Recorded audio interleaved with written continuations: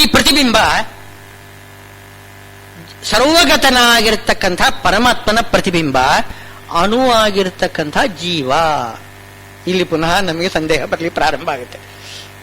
ಇಡೀ ಏನು ಸರ್ವತ್ರ ವ್ಯಾಪಿಯಾಗಿರ್ತಕ್ಕಂತಹ ಒಂದು ಆಕಾಶ ಅಂತ ಇಟ್ಕೊಳ್ಳಿ, ಒಂದು ಪರಮಾಣು. ಆ ಇಡೀ ಸರ್ವತ್ರ ಇರತಕ್ಕಂತಹ ಆಕಾಶದ ಒಂದು ಪ್ರತಿಬಿಂಬ ಸಣ್ಣ ಪರಮಾಣು ಅಂತಂದ್ರೆ ಇದು ಹೇಗೆ? ಸುಮ್ಮನೆ ಹೇಳುವುದು ಶಬ್ದ ಮಾತ್ರ ಆಗೋಯ್ತಿದು, ನಮಗೆ ಅರ್ಥವಾಗುವುದಿಲ್ಲ. ಸರ್ವಗತವಾಗಿರ್ತಕ್ಕಂತಹ ಎಲ್ಲಾ ಕಡೆ ವ್ಯಾಪಿಸಿಕೊಂಡಿರ್ತಕ್ಕಂತಹ ಪದಾರ್ಥದ ಒಂದು ಪ್ರತಿಬಿಂಬ ಬೀಳುವುದೇ ಇಲ್ಲ. ನೀವು ಹೇಳ್ಬೋದು ದೊಡ್ಡ ಒಂದು ಪದಾರ್ಥದ ಒಂದು ಒಂದು ಭಾಗ ಪ್ರತಿಬಿಂಬ ಕನ್ನಡಿಯಲ್ಲಿ ಬರ್ಬೋದು ಅಲ್ವೇ? ದೊಡ್ಡ ಒಂದು ಗುಡ್ಡ ಇದೆ, ಪರ್ವತ ಇದೆ, ಅದರ ಮುಂದೆ ಒಂದು ಕಡೆ ಕನ್ನಡಿ ಇಟ್ಟರೆ ಆ ಪರ್ವತದ ಒಂದು ಭಾಗ ಇದರಲ್ಲಿ ಪ್ರತಿಫಲನ ಆಗಬಹುದು. ಹಾಗೆ ಹಾಗೆ ಇಲ್ಲೂ ಕೂಡ ಹೇಳೋಣ ಅಂತಂದ್ರೆ ಪರಮಾತ್ಮನಿಗೆ ಭಾಗ ಇಲ್ಲ. ಪರಮಾತ್ಮ ಅವನು ನಿರವಯವ. ಈ ಎಲ್ಲ ಪದಾರ್ಥಗಳು ಭಾಗಗಳು ಏನು ಮಾಡ್ಲಿಕ್ಕೆ ಬಂದರೆ ನಾಶ ಆಗಿಬಿಡ್ತದೆ.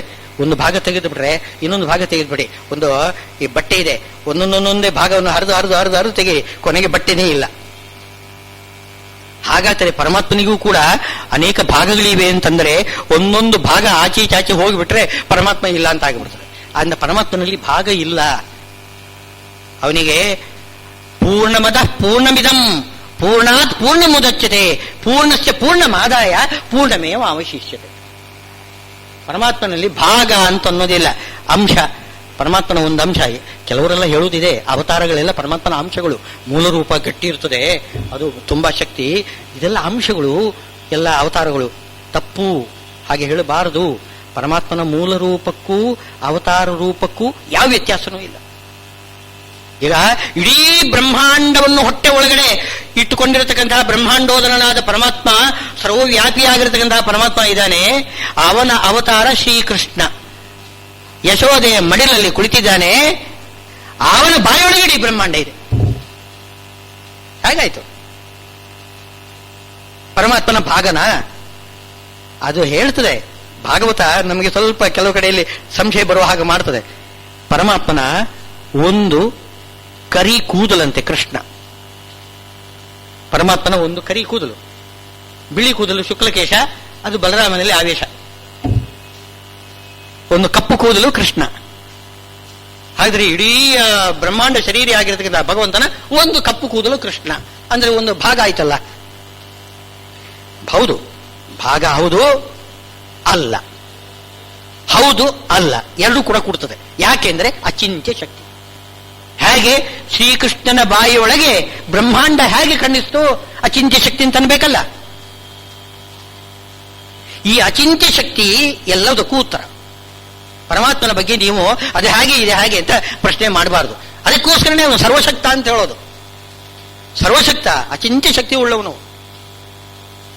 ಆದ್ದರಿಂದ ಪರಮಾತ್ಮ ಅವನಲ್ಲಿ ಭಾಗ ಇಲ್ಲ.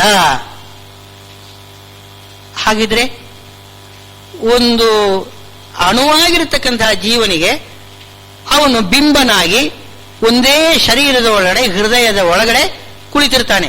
ದ್ವಾಸು ಪರ್ಣ ಸಯುಜ ಸಖಾಯ ಸಖ್ಯಂ ಆತ್ಮನಿವೇದನ ಅಂತಂದ್ರಲ್ಲ, ಸಖ್ಯ ಅಂತ. ಅಲ್ಲಿ ಸಖಿಯ ನಮ್ಮ ಶರೀರದಲ್ಲಿ ಯಾವತ್ತೂ ಕೂಡ ಜೀವ ಪಕ್ಷಿಯ ಜೊತೆಗೆ ಪರಮಾತ್ಮ ಪಕ್ಷಿ ಯಾವತ್ತೂ ಕೂಡ ಜೊತೆಗೇನೆ ಇರ್ತದೆ. ಜೊತೆಗೆ ಇರುವುದರಿಂದ ಸಖ್ಯ ಅಂತ ಹೇಳೋದು. ಅಲ್ಲಿ ಸಮಾನ ಅಂತ ಅರ್ಥ ಅಲ್ಲ, ಸಮಾನರು ಅಂತ ಎಂಬ ಅಭಿಪ್ರಾಯದಿಂದಲ್ಲ, ಯಾವತ್ತೂ ಕೂಡ ಜೊತೆಯಾಗಿ ಇರ್ತಾರೆ. ಶರೀರದಲ್ಲಿ ಹಿಂದೆ ಹೇಳಿನಲ್ಲ, ಶರೀರದಲ್ಲಿ ಪರಮಾತ್ಮ ಇದ್ದರೆ ಜೀವ ಇರ್ತಾನೆ, ಪರಮಾತ್ಮ ಹೊರಗಡೆ ಹೋದರೆ ಜೀವ ಹೊರಗಡೆ ಬರ್ತಾನೆ. ಶರೀರಕ್ಕೆ ಪರಮಾತ್ಮ ಪ್ರವೇಶ ಮಾಡಿದರೆ ಜೀವ ಒಳಗಡೆ ಪ್ರವೇಶ ಮಾಡ್ತಾನೆ ಜೊತೆಗೆ.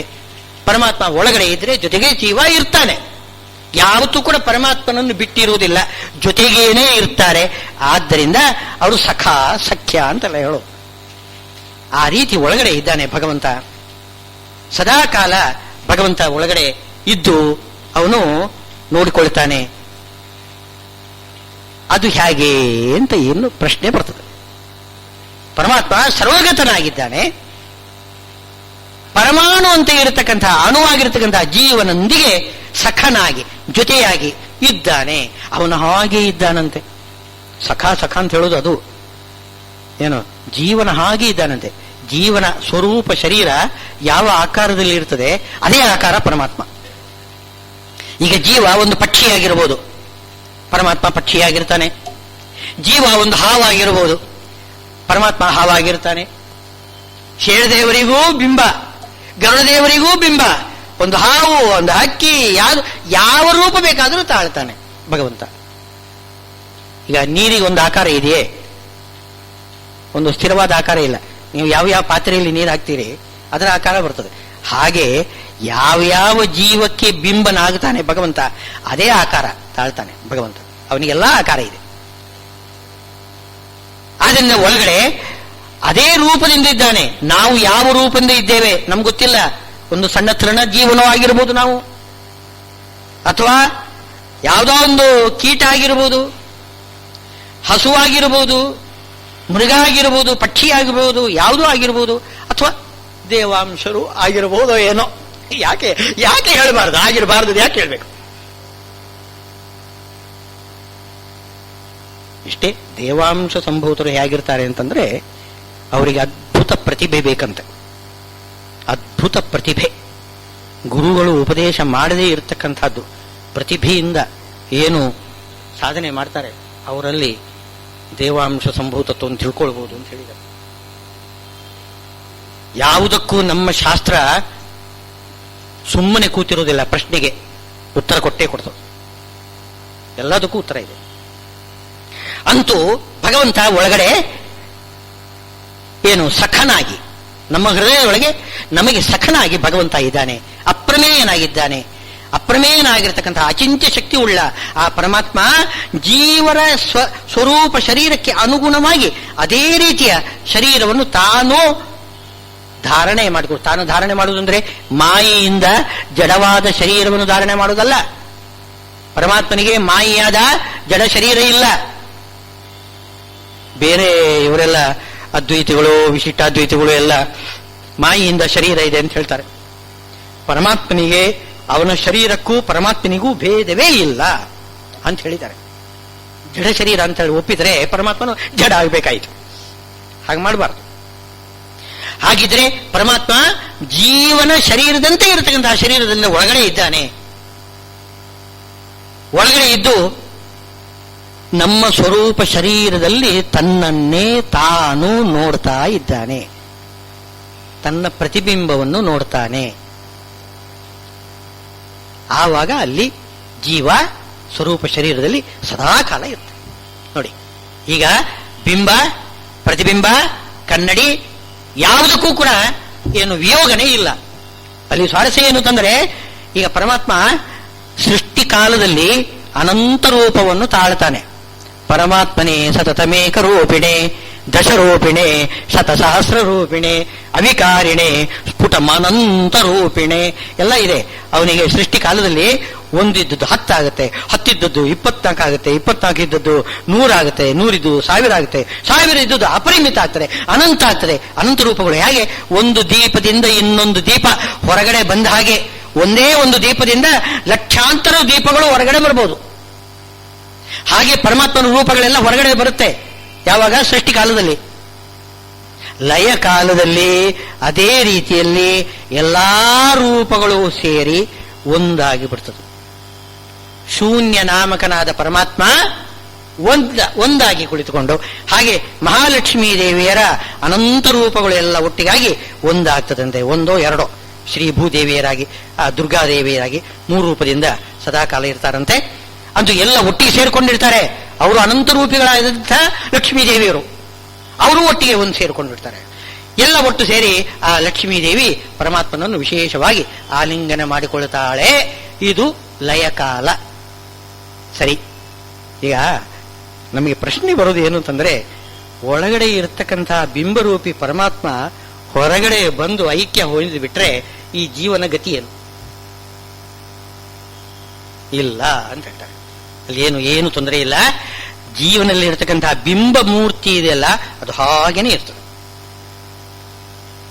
ಬಿಂಬ ಮೂರ್ತಿ ನಿತ್ಯವಾದ ಪದಾರ್ಥದಲ್ಲಿ ಏನೇನು ಭಗವದ್ ರೂಪ ಇದೆ, ನಿತ್ಯವಾದ ಪದಾರ್ಥ, ಅದು ಅವ್ಯಾಕೃತಾಕಾಶ ಆಗಿರ್ಬೋದು, ಜೀವ ಆಗಿರ್ಬೋದು, ವರ್ಣಗಳಾಗಿರ್ಬೋದು, ಅಲ್ಲಿ ಒಳಗಡೆ ಅಂತರ್ಗತವಾದ ಬಿಂಬರೂಪಿ ಆ ನಿಯಾಮಕವಾದ ರೂಪ ಅದು ಎಲ್ಲಿಗೂ ಹೋಗುವುದಿಲ್ಲ.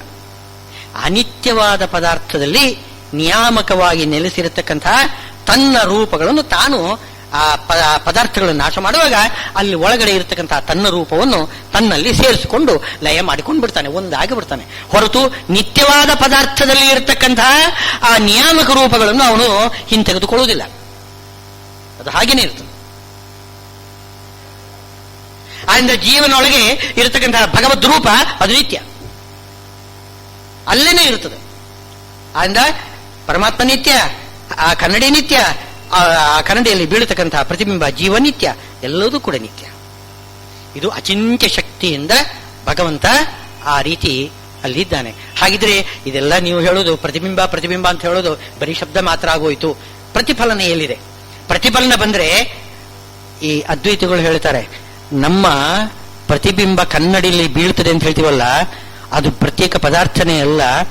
ನಮ್ಮ ಕಣ್ಣು ಏನು ಮಾಡ್ತದೆ, ಅಲ್ಲಿ ವೇದಾಂತದಲ್ಲಿ ಒಂದು ಇದು ಈ ಆಧುನಿಕ ಶಾಸ್ತ್ರದ ಸೈನ್ಸ್ ಪ್ರಕಾರ, ವಿಜ್ಞಾನ ಶಾಸ್ತ್ರದ ಪ್ರಕಾರ ಅಲ್ಲ, ವಿಜ್ಞಾನ ಶಾಸ್ತ್ರದ ಪ್ರಕಾರ ಆಧುನಿಕ ವಿಜ್ಞಾನದಲ್ಲಿ ಹೊರಗಡೆ ಇರತಕ್ಕಂತಹ ಪದಾರ್ಥಕ್ಕೆ ಬಿದ್ದಿರತಕ್ಕಂತಹ ಪ್ರಕಾಶದ ಕಿರಣ ನಮ್ಮ ಕಣ್ಣಿನ ಒಳಗಡೆ ಬರಬೇಕು ಅಲ್ವೇ?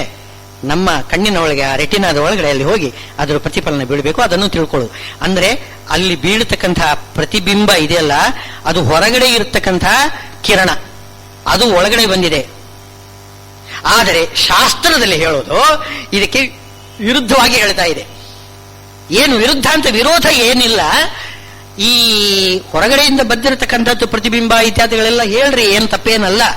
ಅದೆಲ್ಲ ಕೇವಲ ಈ ನಿಮಿತ್ತ ಮಾತ್ರ. ಈಗ ನಾನು ಕಣ್ಣಿನಿಂದ ಪದಾರ್ಥವನ್ನು ನೋಡ್ತೇನೆ, ಅದಕ್ಕೆ ಲೈಟ್ ಬೇಕು, ಅದೊಂದು ಸಹಕಾರಿ.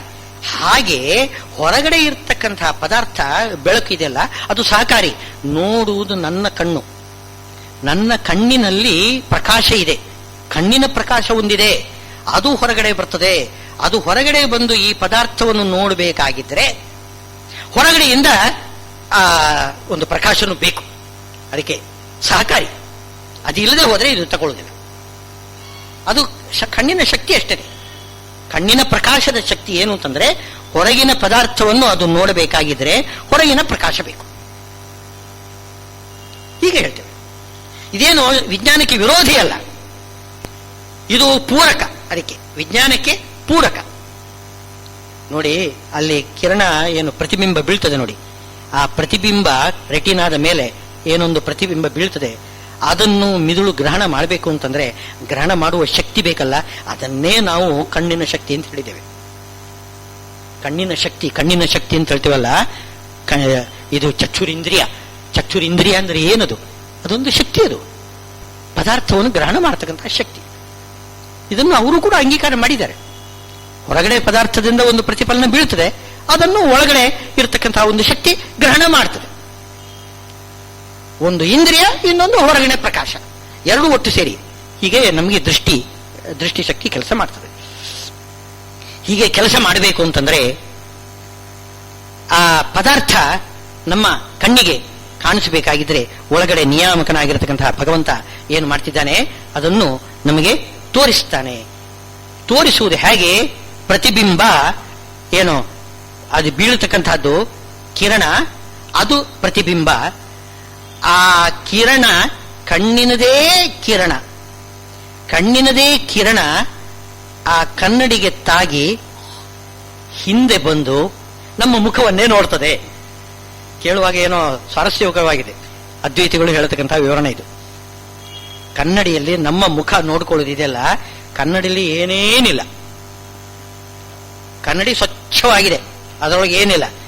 ನಮ್ಮ ಕಣ್ಣಿನ ಕಿರಣ ಕನ್ನಡಿಗೆ ಹೊಡಿತದೆ, ಹೊರಟು ಅದು ಪ್ರತಿಫಲಿಸ್ತದೆ. ಅದೇ ಪುಸ್ತಕವನ್ನು ನೋಡಿದರೆ ಅದು ಬರುವುದಿಲ್ಲ. ಅದು ಆ ರೀತಿಯ ಆ ಕನ್ನಡಿಯ ಗುಣ ಈ ಪುಸ್ತಕದ ಈ ಸರ್ಫೇಸ್ಗೆ ಇಲ್ಲ. ಅದು ಪ್ರತಿಫಲನ ಆಗ್ಬೇಕಲ್ಲ. ನಮ್ಮ ಕಣ್ಣಿನ ಕಿರಣ ಕನ್ನಡಿಗೆ ಹೊಡೆದರೆ ಅದು ವಾಪಸ್ಸು ಬರ್ತದೆ.